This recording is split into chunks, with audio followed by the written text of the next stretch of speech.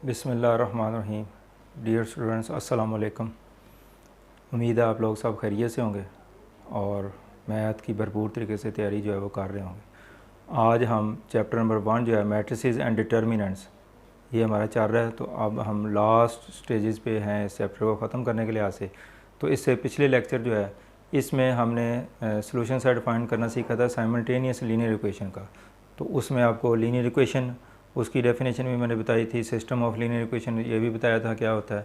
तो adjoint method या उसको इन्वर्शन मेथड जो है, इस तरीके से हम ऑलरेडी जो लीनियर इक्वेशन का एक सिस्टम होता है उसको सॉल्व करने का मेथड जो पढ़ चुके हैं। तो अब हम इसी टाइप की जो इक्वेशंस है उसको हम एक नए मेथड से जो है वो सॉल्व करना जो है सीखेंगे, वो है क्रैमर रूल। तो आज का जो हमारा टॉपिक है वो क्रैमर रूल। क्रैमर जो है बेसिकली एक ये मैथमेटिशियन है, तो जिसने ये जो रूल जो है वो मैथ को सॉल्व करने के लिए, इसका इक्वेशंस को, लीनियर इक्वेशन को सॉल्व करने के लिए जो है वो हमें दिया है। तो अब देखते हैं कि इस मेथड से किस तरीके से हम जो लीनियर इक्वेशन का एक सिस्टम होता है, जो इक्वेशन आपके पास मौजूद होती हैं लीनियर इक्वेशन, उसको कैसे सॉल्व जो है वो आप कर सकते हैं। तो इससे पहले इन्वर्शन मेथड, उसमें याद होगा आपको कि एडजॉइंट उसमें हमें निकालना पड़ता था, इन्वर्स उसमें निकालना पड़ता था। लेकिन ये मेथड जो है वो टोटली डिफरेंट है इसमें। तो इसमें ना तो हम एडजॉइंट जो है वो फाइंड करेंगे और ना ही उसका इन्वर्स फाइंड करेंगे। तो बग़ैर इन चीज़ों के फाइंड किए हम एक और मेथड जो है ये इसको पढ़ेंगे, क्रैमर रूल। तो बेसिकली ये उससे ज़रा शॉर्ट फॉर्म में है। तो वो जो इन्वर्शन मेथड है उसमें वो ज़रा लेंथी प्रोसेस है। तो अब देखते हैं कि क्रैमर रूल जो है वो क्या होता है। तो solution of simultaneous linear equation basic हमारा टॉपिक है बेसिकली। तो इसमें क्रैमर रूल से हम ऐसी इक्वेशन को किस तरह सॉल्व कर सकते हैं। तो ये लीनियर इक्वेशन का जो सिस्टम ऑफ लीनियर इक्वेशन है, इसको सॉल्व करने के मैंने 3 मेथड जिक्र किए हैं पिछली अपने लेक्चर में। तो अलजेब्रिक मेथड क्या कहते हैं, मैट्रिसेस को यूज़ करते हुए हम कर सकते हैं, जो कि इस चैप्टर में हम पढ़ रहे हैं।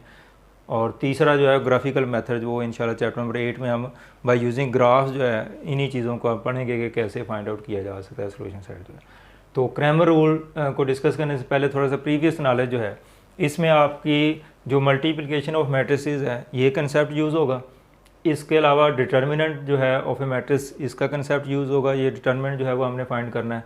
और इसके अलावा सिंगुलर और नॉन सिंगुलर मैट्रिक्स जो है ये भी आपको पता होना चाहिए ये क्या है। तो ये सारे इन टॉपिक के रिलेटेड जो है मैंने अपने लेक्चर जो है वो अपलोड किए हुए हैं। अगर आपको कोई प्रॉब्लम हो तो वो डिस्क्रिप्शन में भी इसके लिंक्स दिए हुए हैं। तो स्क्रीन पे आप क्लिक करेंगे तो आई का बटन ऊपर एक नज़र आएगा, तो उसमें भी आप इसके लिंक्स जो है वो देख के उस वीडियो को देख सकते हैं। तो बेसिक कंसेप्ट अगर आपके वो स्ट्रॉन्ग होंगे तो ये मेथड आपको बड़ा इजीली समझ आ जाएगा। अच्छा, अब ये क्वेश्चन नंबर 1 इसका फर्स्ट पार्ट है। ये वही क्वेश्चन है जो मैंने आपको इन्वर्शन मेथड से सॉल्व करके दिया था पिछले लेक्चर में। तो अब उसी क्वेश्चन को हम क्रैमर रूल से जो है वो सॉल्व करेंगे। तो इसमें काफ़ी पोर्शन जो है वो हमारा रिपीट होगा जो हमने पिछले मेथड में पढ़ा था। तो कुछ नई बातें हैं और कुछ इसमें वही हैं। तो स्टेप 1 जो है वो हमने इन्वर्शन मेथड में भी, अब साथ साथ मैं थोड़ा सा इसको कंपैरिजन भी बताता चलूँ। तो कंपैरिजन में ये है कि स्टेप 1 जो है वो दोनों मेथड का सेम है। यानी अगर इन्वर्शन मेथड से आप कर रहे हैं तो स्टेप 1 जो है वो मैट्रिक्स फॉर्म में इसको लिखना ज़रूरी, चूँकि मैट्रिक्स फॉर्म में ये आएगा तो बात जो है वो आगे चलेगी। तो पहला स्टेप जो है वो दोनों मेथड में सेम है। इसका मतलब ये है कि आपने इसको मैट्रिक्स फॉर्म में लिखना है। वो मेथड प्रोसीजर वही है जो आपको पिछली वीडियो में मैंने बताया कि लेफ़्ट साइड और राइट साइड दोनों को मैट्रिक्स फॉर्म में लिख दें, और उसके बाद जो इसके कोफिशिएंट्स हैं इसको आप अलग कर दें, और जो वेरिएबल है उसको कॉलम मैट्रिक्स की फॉर्म में लिख दें। और इस चीज़ का मैंने प्रूफ आपको पिछली वीडियो में दिया था कि अगर इनको दोबारा मल्टीप्लाई करें तो ये चीज़ वापस आएगी। ये कन्फर्मेबल भी हैं, चूँकि इसका ऑर्डर 2/1 है और इसका 2/2 है और ये 2/1 है। तो इसके नंबर ऑफ़ कॉलम्स और इसकी नंबर ऑफ़ रोज़ जो है वो इक्वल है, इसलिए ये मल्टीप्लाई जो है वो हो सकता है। तो इसका प्रूफ जो है वो पिछली वीडियो मैंने दिया है, इसको मल्टीप्लाई करके भी मैंने दिखाया था। तो मल्टीप्लाई करेंगे तो वापस ये चीज़ आ जाएगी। तो हमने इसको इस फॉर्म में लिख दिया। अब यहाँ पे इनके नाम सपोज कर लेने, आप इसको नाम ए देंगे हम, इसका नाम जो है वो एक्स हो जाएगा जो वेरिएबल वाला मैट्रिक्स है, और ये जो मैट्रिक्स इसको बी का नाम दे लेंगे। अच्छा, अब इन तीनों के नाम हमने लेट कर लेने। ये आपने इन्वर्शन मेथड में भी किया और ये आपने क्रैमर रूल में भी करना। तो स्टेप 1 जो है ये बेसिकली दोनों मेथड में सेम है। लेकिन यहाँ पे मैट्रिक्स ये बाय नेम तो ये आगे यूज़ नहीं होंगे, सिर्फ ये यूज़ होगा। तो मैट्रिक्स तो ये यूज़ होंगे तो इनके नाम आगे यूज़ इस मेथड में जो है वो नहीं होते। अब हम दूसरा स्टेप क्या है, दूसरे स्टेप में हमने इसका डिटर्मिनेंट फाइंड करना है। जो कोफिशिएंट वाला मैट्रिक्स होगा उसका डिटर्मिनेंट फाइंड करना है। चूँकि डिटर्मिनेंट फाइंड करने से हमें सिंगुलर और नॉन सिंगुलर का जो है वो आइडिया होता है। तो ये याद रखें कि सिंगुलर मैट्रिक्स जो होता है उसका ना तो क्या कहते हैं इन्वर्स एग्जिस्ट करता है, और जब इन्वर्स एग्जिस्ट नहीं करेगा तो हम उसका सोल्यूशन सेट भी फाइंड नहीं कर सकते। इसका मतलब जो सिंगुलर मैट्रिक्स है उसका कभी भी जो सोल्यूशन है वो एग्जिस्ट नहीं करता। तो इसलिए ये तय करना बहुत ज़रूरी होता है कि आया कि ये सिंगुलर मैट्रिक्स है, ये नॉन सिंगुलर मैट्रिक्स है। तो हमेशा जो नॉन सिंगुलर मैट्रिक्स है उसी का इन्वर्स एग्जिस्ट करता होता है और उसी का आप सोल्यूशन सेट जो है वो फाइंड कर सकते हैं। तो बेसिकली यहाँ पे जो क्वेश्चन आपको दिए जाएंगे तो सोल्यूशन सेट उसी सूरत में निकलेगा उसका, अगर वो नॉन सिंगुलर मैट्रिक्स है।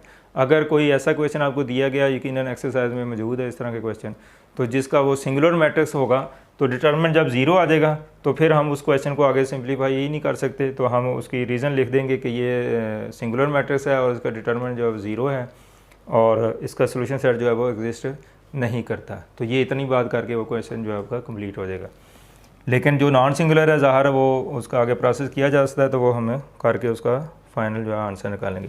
तो इसका डिटर्मिनेंट जो है वो हमने फाइंड किया है, जैसे कि पिछले क्वेश्चन में भी हमने देखा था और वैसे भी आप इसकी प्रैक्टिस कर चुके हैं। तो ये 10 निकलता है which is not equal to 0, therefore A is a non singular matrix. तो ये एक नॉन सिंगुलर मैट्रिक्स है, देयरफॉर ए इनवर्स एग्जिस्ट।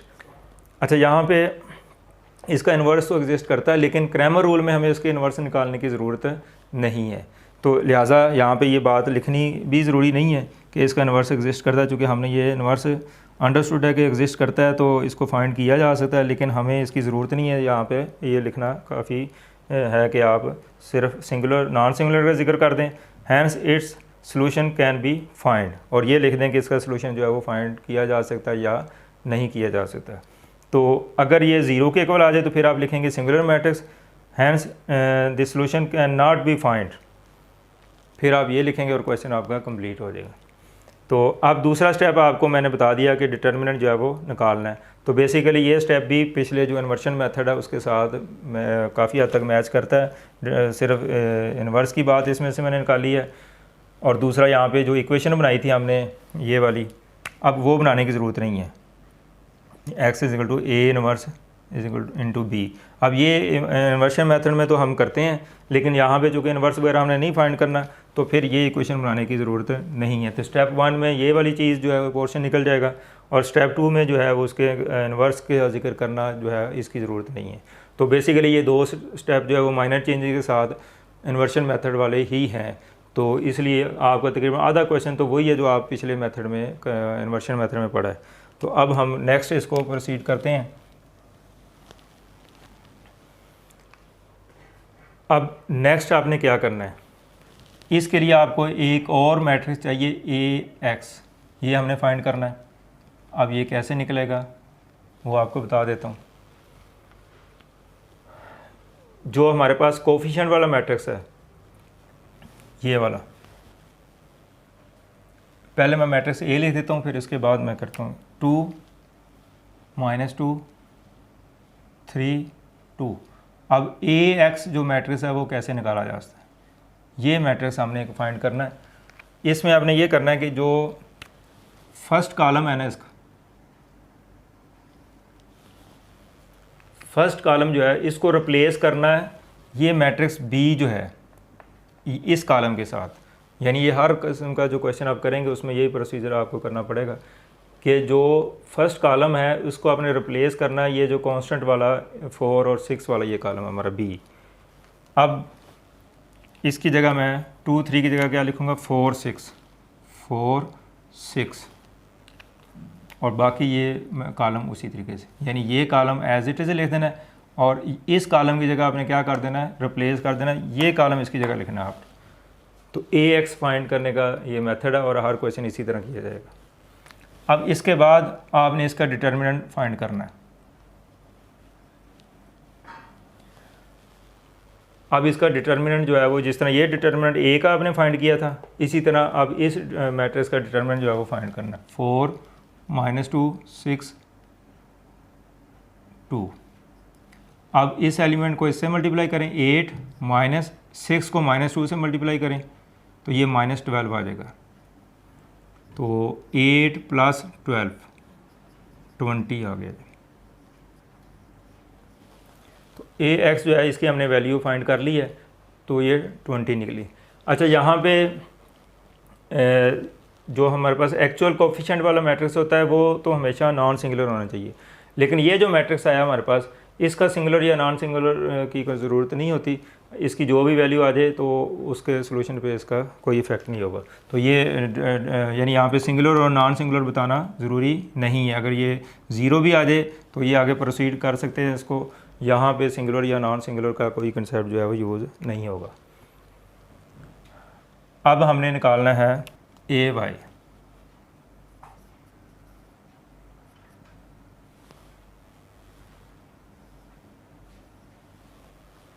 अब ए वाई मैट्रिक्स जो है वो किस तरह निकलेगा। पहले हमने क्या किया था, मैट्रिक्स ए का जो फर्स्ट कॉलम है उसको रिप्लेस किया था ये जो मैट्रिक्स बी जो है उसके साथ। अब आपने इसको रिप्लेस करना है, जब ए वाई मालूम करना है तो इसको रिप्लेस करना है। ये एज इट इज़ लिखा जाएगा 2 3, और इस मैट्रिक्स की जगह क्या लिखेंगे आप, इस कॉलम की जगह आप क्या लिखेंगे, ये वाला मैट्रिक्स 4 6 जो कांस्टेंट वाला है। बस ये एक छोटी सी इसमें टेक्निक है जो आपको अगर आ गई है तो यकीनन क्रैमर रूल आपके लिए कोई जो है वो प्रॉब्लम इसमें पेश नहीं आएगी। यानी जब ए एक्स मालूम करना है तो फर्स्ट जो मैट्रिक्स है उसको रिप्लेस किया जाता है इसके साथ, जैसे ये करी। और जब आपने ए वाई मालूम करना है जो सेकंड मैट्रिक्स सेकंड कॉलम है उसको रिप्लेस करना है इसके साथ। बस जस्ट ये टेक्निक है और इसमें कोई ऐसी लंबी चौड़ी कहानी नहीं है। अब आपने क्या करना है, इसका डिटरमिनेंट जो है वो फाइंड करना है। 2 4 3 6, तो 6 को 2 से मल्टीप्लाई किया 12, माइनस 3 को 4 से मल्टीप्लाई किया 12, तो ये 0 आ गया। अब देखें जो ऊपर बात मैंने अभी बताई थी कि यहाँ पे सिंगुलर और नॉन सिंगुलर का कोई कंसेप्ट यूज़ नहीं होता, वो सिर्फ यहाँ पे जो एक्चुअल डिटर्मिनेंट कोफिशिएंट वाला मैट्रिक्स है ना उसके लिए ये बात है। अगर ये सिंगुलर आ जाए तो फिर ये क्वेश्चन आगे इसको प्रोसीड नहीं किया जा सकता। लेकिन अगर ए एक्स या ए वाई में से अगर कोई ज़ीरो आ जाता है तो उसका इसके साथ कोई कंसर्न नहीं है। तो ए वाई भी हमने निकाल लिया और ए एक्स भी निकाल लिए। ये हमारा क्या कहते हैं स्टेप 2 था, और ये हमारा क्या चल रहा है, स्टेप 3 चल रहा है। यानी स्टेप 3 में हमने ए एक्स और ए वाई की जो है वैल्यू फाइंड करनी है। अब स्टेप 4 क्या होगा, ये सिर्फ आपको समझाने के लिए कर रहा हूँ, आप खुद से बेशक पेपर में इसको ना करें। तो स्टेप 4 जो है, अब आपने एक्स की वैल्यू निकालनी है। एक्स की वैल्यू का फार्मूला अब आपको बता रहा हूँ, ये है फार्मूला एक्स की वैल्यू का। इसी तरह वाई की वैल्यू भी मैं बताता हूँ, पहले हम इसको ज़रा सिंप्लीफाई कर लें। अब इसकी वैल्यू पुट कर देनी सिंपल। आपने क्या करना है, ए एक्स की वैल्यू कितनी निकाली आपने 20, और ए डिटर्मिनेंट ऑफ ए आपका कितना निकला 10। ये ज़हन में रखना है, डिटर्मिनेंट ऑफ ए है ये 10, तो ये इसको डिवाइड करेंगे तो ये 2 आ जाएगा। अच्छा, ये स्मॉल एक्स है, डायरेक्ट इसमें एक्स की वैल्यू निकलेगी। ये जो एक्स है इसकी वैल्यू हमने फाइंड कर ली। अब इसी स्टेप का दूसरा जो पार्ट है वो ये है कि वाई की वैल्यू कैसे निकलेगी, A Y determinant of A Y is equal over A determinant of A, यानी वाई की value determinant of A Y over determinant of A. तो ए वाई की वैल्यू आप ये फाइंड कर चुके हैं 0, और डिटर्मिनेंट ऑफ ए की वैल्यू ये यूज़ होगी 10, तो 0/10 जो है वो 0 होगा। ये किसी भी नंबर को 0 को किसी नंबर पे डिवाइड करना या किसी नंबर को 0 पे डिवाइड करना, वो इसी चैप्टर की एक वीडियो जो है उसमें मैंने काफ़ी डिटेल से बताया था, जिसमें मैंने सिंगुलर और नॉन सिंगुलर यानी इन्वर्स वाली जो वीडियो है जिसमें सिंगुलर मैट्रिक्स का इन्वर्स फाइंड नहीं किया जा सकता, उसकी रीज़न बताई थी। तो वहाँ पे मैंने इसको बड़ी डिटेल से समझाया। तो उस वीडियो जो इन्वर्स वाली है जिसमें इन्वर्स फाइंड करना आपको सिखाया गया, तो उस वीडियो को आप देखें। इसमें लिंक डिस्क्रिप्शन में भी दे दूंगा, तो आप उसको देख लें कि ये इसको कैसे सॉल्व किया जाता है। तो 0 ओवर समथिंग जो है वो हमेशा 0 होगा, यानी 0 को किसी भी नंबर पे डिवाइड कर दिया जाए तो वो 0 होता है। यहाँ पे मैंने शॉर्टकट में बता दिया, वहाँ पे डिटेल से इसके बारे में डिस्कस किया हुआ। तो अब देखें y की वैल्यू भी निकल आई और x की वैल्यू भी निकल आई। तो अब इसका सोल्यूशन सेट क्या होगा, x की वैल्यू पहले 2 आएगी और y की वैल्यू 0 आएगी। तो ये इसका सोल्यूशन सेट। तो अब ये हमारा जो क्वेश्चन है क्रैमर रूल मेथड है ये कंप्लीट हो गया। तो अब देखें जो इसका आंसर आया है, जो इसी क्वेश्चन को हमने पिछले लेक्चर में जो पिछली वीडियो उसमें इन्वर्शन मेथड से किया था, तो उस वक्त भी इसका यही आंसर आया था, और अब हमने इसको क्रैमर रूल से इसी क्वेश्चन को किया है, तो फिर भी हमारा आंसर जो है वो सेम आया। यानी किसी भी मेथड को आप इस पर अप्लाई कर दें तो x और y की वैल्यू हमेशा सेम आएंगी। यानी इसी तरह अगर आप इसको अलजेब्रिक मेथड्स में से कर लें, जैसे कि आपने इसे छोटी क्लास में पढ़ा है, तो फिर भी आंसर यही आएगा। अगर इसी क्वेश्चन को अगर आप ग्राफ के ज़रिए करते हैं तो फिर भी इसका आंसर जो है वो सेम यही आएगा। यानी प्रोसीजर आप कोई भी अडॉप्ट कर लें, मेथड कोई भी यूज़ कर लें, आंसर जो है हमेशा उसका सेम होगा। यानी जो x और y की वैल्यू है, जो रूट्स हैं उस इक्वेशन के, वो सेम होंगे। अब इसको वेरीफाई करना है, तो मैंने पिछली वीडियो में इसको वेरीफाई करने का भी तरीका बताया कि आप किसी इक्वेशन में ये x और y की वैल्यू पुट करें, चाहे इस इक्वेशन में पुट करें तो दोनों साइड इक्वल आएंगी, जैसे पिछले लेक्चर में मैंने करके भी दिखाया आपको। इसी तरह x और y की वैल्यू इस इक्वेशन में पुट करके देखें तो इस इक्वेशन की दोनों साइड जो है वो बराबर आएंगी। इसका मतलब ये कंफर्मेशन के लिए अगर आपने पेपर में चेक करना कि क्या ये आपका आंसर ठीक है, जो रूट्स आपने निकाले हैं वो सही हैं, तो आप किसी इक्वेशन में उसको पुट करके उसको चेक कर लें। अगर दोनों साइड इक्वल आती हैं तो इट मीन्स के ये कन्फर्म है कि ये इसके रूट्स हैं और आपने उसका जो प्रोसेस किया, जो उसका आंसर निकाला वो ठीक है। यानी दोनों इक्वेशन में पुट करना ज़रूरी नहीं होता, एक से करके भी आप इसकी जजमेंट जो है वो कर सकते हैं। तो ये हमारा जो आज का टॉपिक था क्रैमर रूल, वो कंप्लीट हो गया। तो बड़ा सिंपल सा मेथड है। अगर आप गौर करें तो इसमें हुआ क्या है, एक तो मल्टीप्लिकेशन का कंसेप्ट था, वो इसमें यूज़ हो सकता है कि आप इसको मल्टीप्लाई करके ये स्टेप दोबारा हासिल कर सकते हैं। डिटर्मिनेंट की ज़रूरत है कि डिटर्मिनेंट का मैंने कहा था भी कंसेप्ट इसमें यूज़ होना है। तो देखें डिटर्मिनेंट वाला कंसेप्ट 3 दफ़ा यूज़ हुआ है इस क्वेश्चन में। यहाँ पे भी हमने डिटर्मिनेंट फाइंड किया है और फिर इस मैट्रिक्स का भी डिटर्मिनेंट फाइंड किया और फिर तीसरी दफ़ा हमने इस मैट्रिक्स का डिटर्मिनेंट फाइंड किया। तो बेसिकली 3 दफ़ा इस क्रैमर रूल में डिटर्मिनेंट वाला कंसेप्ट ही यूज़ किया जाता है, जिसमें से हमारी सारी वैल्यूज़ है वो निकल आती हैं। और स्टेप 4 जो है वो फार्मूला लिख के फिर उसमें वैल्यू अप्लाई करते हैं, पुट करते हैं और हमारे पास x और y की वैल्यू निकल आती है। तो बेसिकली 3 दफ़ा अगर आप ये डिटर्मिनेंट वाला फार्मूला इसमें अप्लाई करें तो आपका क्रैमर रूल का प्रोसीजर जो है वो कंप्लीट हो जाता है। और दूसरी उसमें सिंगुलर और नॉन सिंगुलर का कंसेप्ट यूज़ हुआ था, वो इसलिए कि ये चेक करना है कि क्या इसका सोल्यूशन एग्जिस्ट भी करता है कि नहीं करता। तो उसके लिए हमें सिंगुलर और नॉन सिंगुलर का जो कंसेप्ट है वो इसमें यूज़ करना पड़ता है। तो अब देखा कि क्रैमर रूल जो है वो इन्वर्शन मेथड से ज़्यादा शॉर्ट फॉर्म में है और ज़्यादा ईजी है। तो उम्मीद है कि ये टॉपिक भी आपको समझ आ गया होगा। तो अब आपने क्वेश्चन नंबर 1 जो है, इसके पहले 8 पार्ट जो हैं वो बुक में आपको कहा गया कि इसको इन्वर्शन मेथड से भी सॉल्व करें और इसको क्रैमर रूल से भी जो है वो सॉल्व करें।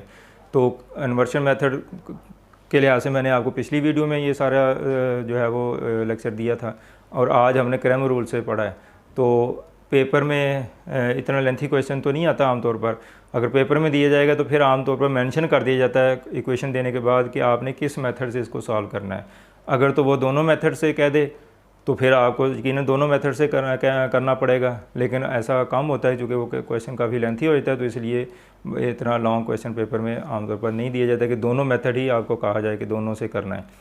तो फिर मेंशन किया जाएगा कि आपने क्रैमर रूल से करना है और या उसको इन्वर्शन मेथड से करना है। अगर क्रैमर रूल से आप करेंगे, अब यहाँ पे मैं थोड़ी सी बात आपको कन्फ्यूजन दूर कर दूँ। बाद स्टूडेंट क्या करते हैं कि जब उसको क्रैमर रूल से लिखा होता है तो कई बच्चे उसको इन्वर्शन मेथड से कर देते हैं। तो यकीनन ज़ाहिर है वो जो उसकी वैल्यूज़ है वो तो आप निकाल लेंगे, वो प्रोसीजर तो ठीक है, लेकिन मार्क्स आपको उसी सूरत में मिलेंगे जब पेपर की जो डिमांड है उसके मुताबिक आप करेंगे। तो पेपर में अगर क्रैमर रूल का जिक्र है तो फिर उसी से करना पड़ेगा। अगर इन्वर्शन मेथड से कहा गया तो आप उसी से ही करेंगे।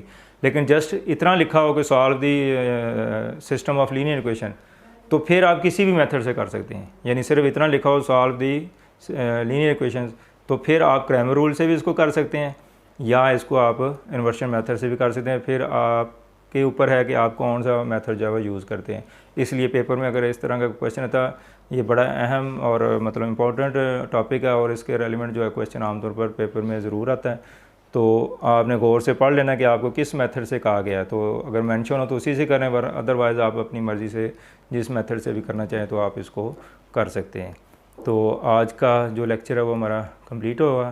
तो आपसे रिक्वेस्ट है कि आप जो क्वेश्चन आपके ज़ुम्मे लगाए हैं, इसके बाकी पार्ट्स 8 यूज़ हैं पहले क्वेश्चन के, तो इसकी प्रैक्टिस करें इसी पैटर्न पे, इसी स्टेप्स जो आपको बताए गए हैं। तो इसको जब फॉलो करेंगे तो इंशाल्लाह आप आसानी से ये सारे क्वेश्चन जो है वो कर लेंगे। अगर कहीं प्रॉब्लम आए तो जो कंसेप्ट आपको समझ नहीं आ रहा तो वो मेरी पिछली वीडियो कोई देख लें, जो भी कंसेप्ट इसमें यूज़ होते हैं प्रीवियस जो है, तो आप का जो नॉलेज है वो रिफ़्रेश हो जाएगा, तो आप आसानी से कर लेंगे। तो लास्ट आपसे रिक्वेस्ट ये है कि आप जब वीडियो देखें तो जैसे मैं आपको मोटिवेट कर रहा होता हूँ कि समझाने के लिहाज से, आपको हर लिहाज से वो टिप्स दे रहा होता हूँ, तो आपसे भी गुजारिश है कि अगर आपको मेरा टीचिंग मेथड है वो अच्छा लगे, आपको समझ आए, तो फिर आप इसको लाइक भी करें, कमेंट्स भी कुछ दिया करें और मैक्सिमम दोस्तों को, स्टूडेंट्स को शेयर भी कर दिया करें, ताकि ज़्यादा से ज़्यादा जो स्टूडेंट है वो इससे मुस्तफ़ीद हो सकें।